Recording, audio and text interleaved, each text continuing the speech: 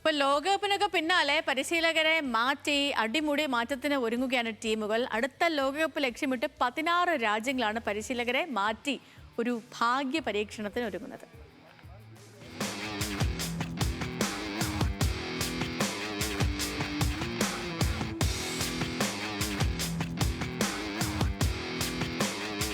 ലോകകപ്പിലെ മോശം പ്രകടനത്തിന്റെ ആദ്യ ആഘാതമേറ്റത് പരിശീലകർക്കാണ്. ടൂർണമെന്റിനു പിന്നാലെ 16 ദേശീയ ടീമുകൾക്ക് പുതിയ പരിശീലകരെ തേടേണ്ടി വന്നു. ചിലരെ പുറത്താക്കി, ചിലർ സ്വയം പടിയിറങ്ങി. ഫ്രാൻസിന്റെ ദിദിയർ ദശാംസ് മാത്രമാണ് മുൻകൂട്ടി തീരുമാനിച്ചതനുസരിച്ച് സ്ഥാനമൊഴിഞ്ഞത്. ഗ്രൂപ്പ് ഘട്ടം കഴിഞ്ഞപ്പോൾ തന്നെ 6 പരിശീലകർ പുറത്തായി. ടുണീഷ്യ, സ്കോട്ട്ലൻഡ്, ദക്ഷിണ കൊറിയ, ചെക്ക് റിപ്പബ്ലിക്, ജോർദാൻ എന്നീ ടീമുകളിലെ പരിശീലകരുടെ സ്ഥാനമാണ് തെറിച്ചത്. നോക്കൌട്ട് റൗണ്ടും പ്രീ ക്വാർട്ടറും കഴിഞ്ഞതോടെ യുറുഗ്വായ്, നെതർലൻഡ്സ്, പോർച്ചുഗൽ, ജർമ്മനി അടക്കമുള്ള വമ്പൻ ടീമുകളും പരിശീലകരെ മാറ്റാൻ നിർബന്ധിതരായി. പിന്നീട് ക്വാർട്ടറും സെമിയും അവസാനിച്ചപ്പോൾ Mexico, Croatia, Senegal, France, Belgium ടീമുകളിലും പരിശീലക മാറ്റമുണ്ടായി.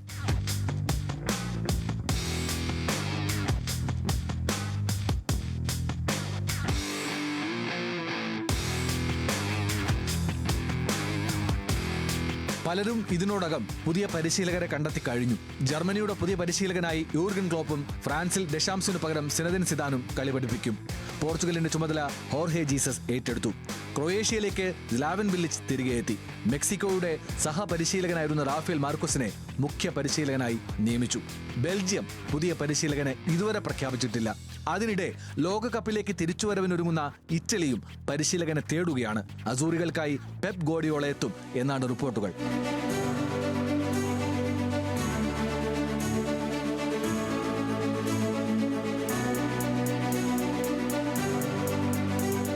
അതേസമയം ലോക ചാമ്പ്യന്മാരായ സ്പെയിൻ, റണ്ണറപ്പായ അർജന്റീന, ബ്രസീൽ, ഇംഗ്ലണ്ട് എന്നീ വമ്പൻ ടീമുകൾ നിലവിലെ പരിശീലകരിൽ വീണ്ടും വിശ്വാസമർപ്പിക്കുകയാണ്.